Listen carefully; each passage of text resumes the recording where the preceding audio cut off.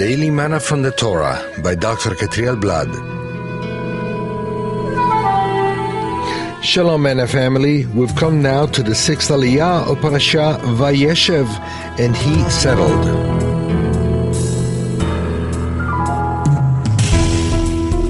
Today's aliyah is found in Genesis 39, from verse 7 to verse 23.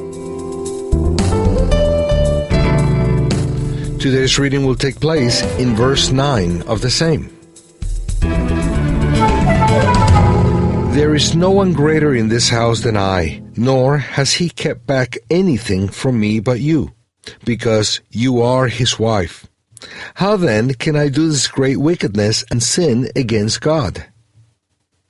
How to avoid corruption. When Yosef was tempted to commit adultery with the wife of his master, he remained very firm against her wishes, even though she insisted day after day, and even being one day alone in the house with her. He refused adamantly and fled from her. Now, what does his answer when she invited him to have relations with her mean? He said that there was no one greater than he in the house, and that his master had not kept anything back from him except his wife. That's why he couldn't do such great wickedness and sin against the Almighty. In the first place, we see that all sin against our neighbor is also a sin against the Almighty. Yosef knew that the Eternal was watching him at all times, and that every one of his actions was going to be judged by him. He didn't want to offend his God, and that's why he didn't give room to sin. In the second place, we can see that Yosef considers adultery to be a very serious sin, and it's true. It is a very serious sin with serious consequences, even if a person commits it and then repents of it.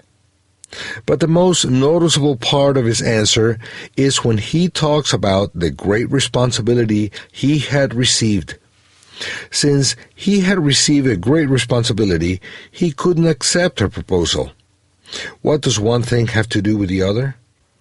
Instead of taking advantage of his position and of the trust of his master, something common among those with responsibility positions in all kinds of organizations, he considered that because of being entrusted with such responsibility, he should manage it correctly without benefiting from it. This is the heart of a true leader. One with such a heart is able to be lifted up over a whole nation because he doesn't seek his own interest, but the interest of others, and he knows how to make a difference between what is his and what isn't. The heart of a corrupted man says, "Since I am so trusted, I will take advantage as much as I can of it without being exposed and humiliated." The heart of a righteous man says, "Since I am so trusted, I will have to be loyal and faithful." This behavior is worthy of praise. If everyone were like that, we would have a wonderful world.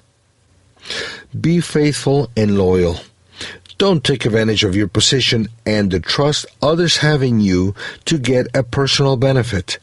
Understand the principle of being faithful over little in the innermost part of your heart, and then you will receive more and more trust, responsibility, and honor.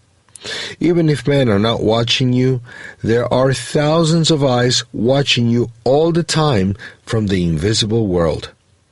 Faithfulness is more valuable than pleasure and profit, and the Lord rewards every man for his righteousness and his faithfulness.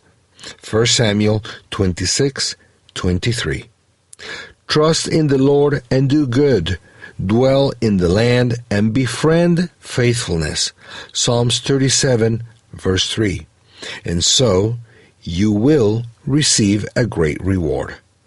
Kol Tuv, all the best. Shalom.